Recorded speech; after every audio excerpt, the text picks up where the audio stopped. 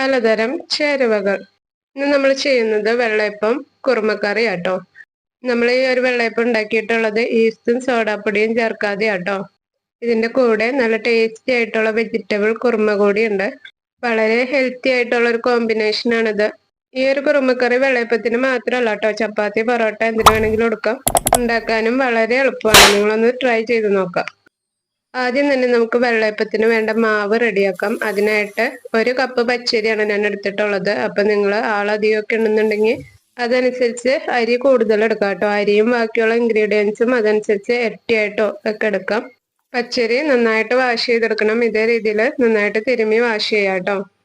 Wash ചെയ്ത ശേഷം കുതിരാനായിട്ട് വെക്കാം. എന്താന്ന് വെച്ചിട്ടുണ്ടെങ്കിൽ നമ്മൾ സോക്ക് ചെയ്ത വാട്ടർ ഉപയോഗിച്ചാണ് അടിക്കുന്നത്. അതുകൊണ്ട് വാഷ് ചെയ്തിട്ട് തന്നെ കുതിരാൻ വയ്ക്കാം.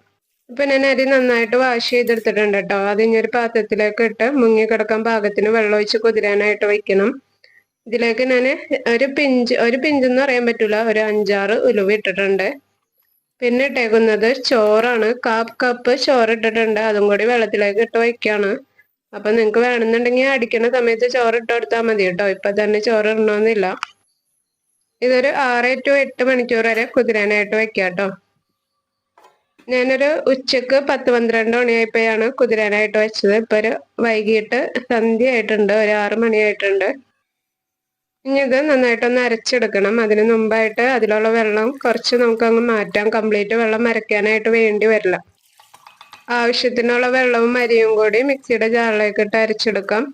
വെള്ളം കൂടി പോവാണ്ട് പ്രത്യേകം ശ്രദ്ധിക്കാം കേട്ടോ. ഞാൻ ഉണ്ടാക്കിയാൽ ഇച്ചിരി വെള്ളം കൂടിപ്പോയിട്ടുണ്ട്. അതുകൊണ്ട് നമ്മുടെ വെള്ളയപ്പം ഇത്തിരി കനം കുറഞ്ഞാണ് ഇരിക്കണേ. അരി ആദ്യം തന്നെ കംപ്ലീറ്റ് നല്ല പേസ്റ്റ് ആയിട്ട് അരയ്ക്കണമെന്നില്ല കേട്ടോ. ഇച്ചിരി തരിയായിട്ടാണ് ഞാനിപ്പോൾ അരച്ചെടുത്തേക്കുന്നത്. ഇതിൽ നിന്ന് കുറച്ചെടുത്ത് നമുക്ക് കുറുക്ക് പോലെ വാട്ടി വേവിച്ചെടുക്കാനുണ്ട്. ഒരു 1/4 കപ്പിന് താഴെ മതിയാവും. നമ്മൾ 1 കപ്പ് അരിയല്ല എടുത്തിട്ടുള്ളൂ. അപ്പൊ അരി കൂടുതലുള്ള അനുസരിച്ച് അതനുസരിച്ച് 1/4 കപ്പൊക്കെ എടുക്കാം. ഇപ്പൊ ഞാനൊരു 1/4 കപ്പിന് താഴെ ആയിട്ട് മാവ് എടുത്തിട്ടുണ്ട്. അതിലേക്ക് 1 കപ്പ് വെള്ളം ഒഴിച്ചിട്ട് നമുക്ക് കുറുക്ക് പോലെ ആക്കി എടുക്കണം. ഇവിടെ ഇതിനെ കപ്പി കാച്ചാന്ന് കേട്ടോ പറയാ. തീയും മീഡിയത്തിൽ വെക്കാം കേട്ടോ. ഒരുപാട് തീ ആയി കഴിഞ്ഞാൽ പെട്ടെന്ന് അങ്ങ് കുറുകി അടി പിടിക്കും.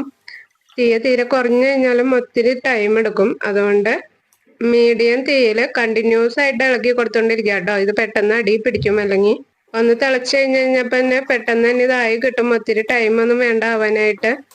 ഇതിപ്പോ ആയിട്ടുണ്ട് കേട്ടോ. ഈ ഒരു പാകത്തിന് നമുക്ക് അടുപ്പത്തുനിന്ന് ഇറക്കഞ്ഞ് ഇത് നന്നായിട്ട് ചൂടാറിയ ശേഷം നമുക്ക് അടിക്കാൻ പറ്റുള്ളൂ. അപ്പൊ പെട്ടെന്ന് ചൂടാറാനായിട്ട് ഞാൻ പച്ചവെള്ളത്തിലേക്ക് ഇട്ട് വെച്ചിട്ടുണ്ട്. ഇനി ഇത് ചൂടാറുന്ന സമയം കൊണ്ട് നമ്മുടെ മിക്സിയുടെ ജാറിലേക്ക് അത് ഇച്ചിരി കൂടി അരിയാനുണ്ടല്ലോ. കംപ്ലീറ്റ് അരിഞ്ഞിട്ടുണ്ടായിരുന്നില്ല. അതിലേക്ക് തന്നെ ഞാൻ തേങ്ങ ഇട്ട് കൊടുത്തിട്ടുണ്ട്. ഒരു 1/2 ടീസ്പൂൺ പഞ്ചസാര ഇട്ട് കൊടുത്തിട്ടുണ്ട്. തേങ്ങ 1/4 കപ്പാണ് ഇട്ടുള്ളത്. 1/2 ടീസ്പൂൺ പഞ്ചസാര. പിന്നെ നമ്മുടെ ഈ കുറുക്ക് നന്നായിട്ട് തണുത്ത ശേഷം മാത്രം അതും കൂടി ഇട്ട് കൊടുക്കാം. ഞാനിപ്പോ ജസ്റ്റ് 1 കപ്പ് അരി എടുത്തിട്ടുള്ളത് കൊണ്ട് ഒറ്റ അടിക്ക് ഇത് കംപ്ലീറ്റ് അടിച്ചെടുക്കാനുള്ളൂ. അപ്പൊ നിങ്ങൾ അധികമൊക്കെ എടുക്കാന്നുണ്ടെങ്കിൽ 2 പ്രാവശ്യമായിട്ട് മിക്സിയുടെ ജാറിൽ അടിച്ചെടുക്കാം കേട്ടോ. എല്ലാ ഇൻഗ്രീഡിയൻസും കൂടി ജസ്റ്റ് നന്നായിട്ടൊന്ന് അരച്ചെടുത്തിട്ടുണ്ട്. അതിനുശേഷം ഇതിലേക്ക് ഇനി നമുക്ക് ഇട്ടുകൊടുക്കുന്നത് വെള്ളയപ്പത്തിന്റെ മാവാട്ടോ.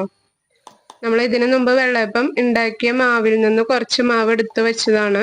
നമ്മൾ ഉണ്ടാക്കിയത് അല്ലെങ്കിൽ കടയിൽ നിന്ന് വാങ്ങിച്ചതായ വെള്ളയപ്പത്തിന്റെ മാവിൽ നിന്ന് ഒരു 2 ടീസ്പൂൺ എടുത്ത് മാറ്റി വെച്ചാൽ മതി. 2 ടേബിൾ സ്പൂൺ മതി, ഒരുപാടൊന്നും വേണ്ട. ഇത് 2 ആഴ്ച 3 ആഴ്ച വരെയൊക്കെ ഫ്രിഡ്ജിൽ ഇരിക്കും കേട്ടോ. ഫ്രീസറിൽ വെക്കണമെന്നില്ല, ഫ്രിഡ്ജിൽ വെച്ചാൽ മതി. മാവ് ഒരുപാടാവരുത് കേട്ടോ. ഈ പുളിച്ച മാവ് ഒരുപാടായിട്ടുണ്ടെന്നുണ്ടെങ്കിൽ വെള്ളയപ്പം വല്ലാണ്ട് പുളിച്ചു പോവും. അതുപോലെ 2-3 ആഴ്ചത്തെ മാവൊക്കെ ആണെന്നുണ്ടെങ്കിൽ 1 ടേബിൾ സ്പൂണ് 1.5 ടേബിൾ സ്പൂണൊക്കെ ഇട്ടാൽ മതിയാവും കേട്ടോ. ഞാനിപ്പോ കാണിച്ച മാവ് ഒരു 2-3 ദിവസമായിട്ടുണ്ടായിരുന്നുള്ളൂ. അത് മാത്രമല്ല കംപ്ലീറ്റ് മാവല്ല അത്. നമ്മൾ ചുട്ട് ബാക്കി വരുന്ന ആ പാത്രത്തിലേക്ക് കുറച്ച് വെള്ളം ഒഴിച്ച് ഇളക്കിയിട്ട് ഒരു ബോട്ടിലിട്ട് വെച്ചതാണ്. അങ്ങനെ എടുത്ത് വെച്ചാൽ മതി. ഒരുപാട് മാവൊന്നും വേണ്ട, ഒരിത്തിരി മതി. എന്റെ ബാറ്ററിന്റെ കൺസിസ്റ്റൻസി ഇച്ചിരി ലൂസാട്ടോ. അപ്പൊ ഇതിനേലും ഇത്തിരി കൂടി തിക്കാക്കി നിങ്ങൾ എടുക്കാം. ഞാൻ ഇത്രയും ലൂസാക്കി എടുക്കണം എന്താന്ന് വെച്ചാൽ നടുക്ക് കട്ടി വരണത് ഇവിടെ അത്ര ഇഷ്ടമല്ല. അപ്പൊ പുറമേ നിന്നൊക്കെ കടിച്ച് ഇന്നും നടുക്ക് അവിടെ ഇടും. അതുകൊണ്ട് ഇത്രയും ലൂസായിട്ട് എടുത്തിട്ടുള്ളത്. ഇതിപ്പോ ഞാൻ ഓവർനൈറ്റ് ആട്ടോ ഫെർമെന്റ് ചെയ്യാനായിട്ട് വെക്കുന്നത്. പിറ്റേന്ന് രാവിലെ ഒരു 6 മണി 5 മണിയൊക്കെ കഴിയുമ്പോൾ ചുടും. മിനിമം ഒരു 8 മണിക്കൂറെങ്കിലും ഫെർമെന്റ് ചെയ്ത് വെക്കണം കേട്ടോ മാവ്. ഇനി നമുക്ക് വെജിറ്റബിൾ കുറുമക്കറി ഉണ്ടാക്കാം. വളരെ എളുപ്പമാണ് ഇത് ഉണ്ടാക്കാനായിട്ട്. ഒരു കാര്യം ഇതിന്റെ ശ്രദ്ധിക്കാനുള്ളത് വെജിറ്റബിൾ വളരെ ചെറുതായിട്ട് അരിഞ്ഞെടുക്കാം കേട്ടോ. നമുക്കിത് വെറുതെ കഴിക്കണമാതിരി കഴിക്കാനുള്ളതാണ്. അപ്പൊ ചെറിയ കഷ്ണങ്ങളായിട്ട് ഇരുന്നാലാണ് നമുക്ക് ടേസ്റ്റ് തോന്നുള്ളൂ. 2 മീഡിയം സൈസിലുള്ള പൊട്ടാറ്റോ ചെറുതായിട്ട് അരിഞ്ഞതാണ് ആദ്യം ഇട്ടത്. പിന്നെ ഇട്ടേക്കുന്നത് ഒരു ക്യാരറ്റ് ആണ്. ഒരു അത്യാവശ്യം മീഡിയം സൈസിലുള്ള ഒരു ക്യാരറ്റ് ചെറുതായിട്ട് അരിഞ്ഞത്. ഇത് ഒരു സവാളയാട്ടോ. മീഡിയം സൈസിലുള്ള ഒരു സവാള, അല്ലെങ്കിൽ ഒത്തിരി വലിയ സവാളയാണെന്നുണ്ടെങ്കിൽ പകുതിയൊക്കെ ഇട്ടാൽ മതി.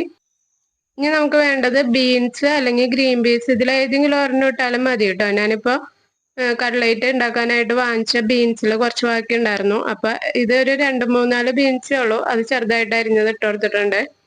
ഇനി ഇതിലേക്ക് വേണ്ട എരിവിന് ആവശ്യമായിട്ടുള്ള പച്ചമുളക് ഇട്ട് കൊടുക്കാൻ ഞാനൊരു 4 പച്ചമുളക് ഇട്ട് കൊടുത്തിട്ടുണ്ട്.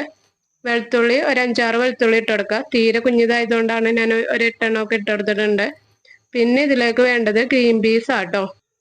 ഒരു 1/4 കപ്പ് ഗ്രീൻ പീസ് ഇട്ട് കൊടുത്തിട്ടുണ്ട്. ഗ്രീൻ പീസ് നിങ്ങളുടെ കയ്യിൽ ഇല്ല എന്നുണ്ടെന്നുണ്ടെങ്കിൽ പീസ് തന്നെ വെള്ളത്തിലിട്ട് കുതിർത്തിയിട്ട് അത് ഇട്ട് കൊടുക്കുക. വെജിറ്റബിൾസിന് ആവശ്യമായിട്ടുള്ള ഉപ്പ് ഇട്ട് കൊടുക്കുക. ഉപ്പൊട്ടും കൂടി പോവരുത് കേട്ടോ. ആദ്യം തന്നെ 1 ടീസ്പൂൺ ഉപ്പ് ഇട്ട് കൊടുത്താൽ മതി. പിന്നെ കുറവുണ്ടെന്നുണ്ടെങ്കിൽ ഇട്ട് കൊടുക്കാം. ഇനി ഇതിലേക്ക് വെജിറ്റബിൾ വേവാൻ മാത്രം ആവശ്യമായിട്ടുള്ള വെള്ളം ഇട്ട് കൊടുക്കുക. ഒത്തിരി വെള്ളം വേണ്ട കേട്ടോ നമുക്ക്. ഞാനൊരു 1/4 കപ്പ് വെള്ളം ഒഴിച്ചാണ് ഇത് വേവിക്കുന്നത്. എൻ്റെ ഒരു കുക്കറിൽ ഒരു മീഡിയം ഫ്ലെയിമിൽ 2 വിസിലിൽ അത് വെന്തിട്ടുണ്ടാവും. അപ്പം നിങ്ങളുടെ കുക്കറിൻ്റെ വിസിലും വേവനുസരിച്ച് അത് വേവിക്കുക. ഒരു വിസിലൊക്കെ മതിയാവും ചില കുക്കറിന്.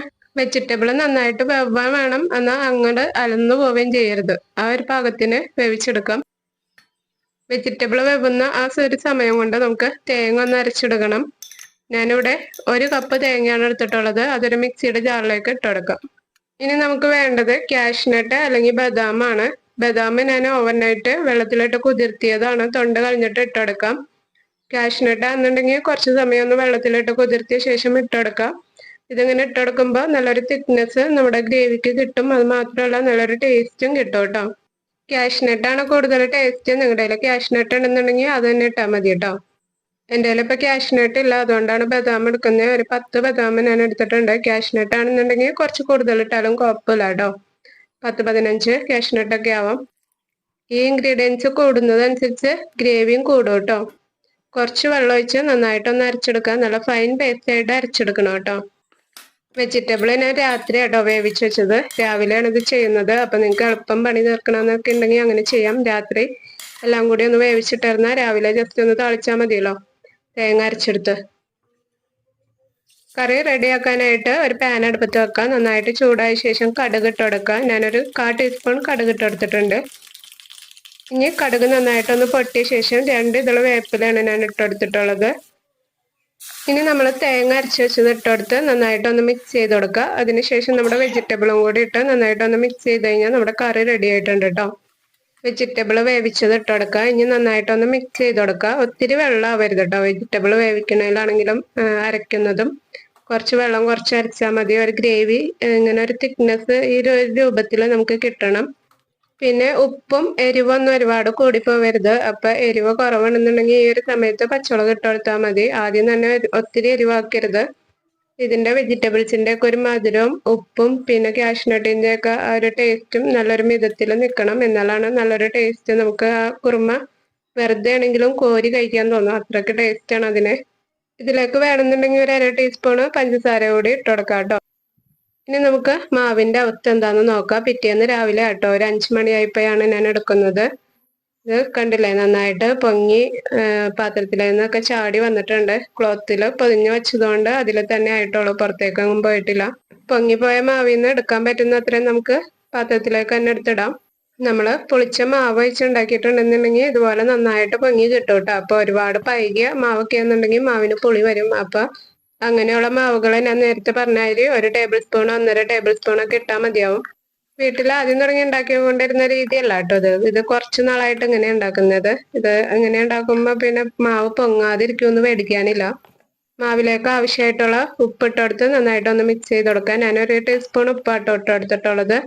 ഇത് വെള്ളയപ്പത്തിൻ്റെ ചട്ടിയിൽ എണ്ണ തേക്കാൻ വേണ്ടിയിട്ട് എടുത്ത് വെച്ചേക്കുന്നതാണ്. 1 ടേബിൾ സ്പൂൺ ഓയിൽ എടുത്തിട്ട് ഒരു ടിഷ്യൂ പേപ്പറും എടുത്ത് വെച്ചിട്ടുണ്ട്. ഇത് വെച്ച് ഇങ്ങനെ തൂവി കൊടുത്താൽ മതി. ചട്ടി നന്നായിട്ട് ചൂടാവണം കേട്ടോ. നന്നായിട്ട് ചൂടായ ശേഷം ഇതേ രീതിയിൽ ഓയിൽ തേച്ച് കൊടുക്കുക. അതിനുശേഷം മാവ് ഒഴിച്ച് കൊടുക്കുക. ഒരു 1/4 കപ്പിന് മുകളിലായിട്ട് ഞാൻ മാവ് ഒഴിച്ചിട്ടിട്ടുണ്ട്. ഇനി ഇത് വെള്ളയപ്പത്തിൻ്റെ ആകൃതിയിൽ ഒന്ന് ചുറ്റിച്ച് കൊടുക്കുക. ചട്ടിക്ക് നല്ല ചൂട് വേണം കേട്ടോ മാവ് ഒഴിച്ച് കൊടുക്കുന്ന സമയത്ത്, എന്നാലാണ് ഇതുപോലെ നല്ല തുളയൊക്കെ വരുള്ളൂ. ഇപ്പം നന്നായിട്ട് ചുറ്റിച്ചെടുത്തിട്ടുണ്ട്. ഇനി ഇത് അടിച്ച് വെച്ച് വേവിക്കണം കേട്ടോ. ഒരു 30 സെക്കൻഡ് ഒക്കെ മതിയാവും ഇത് വേവാനായിട്ട്.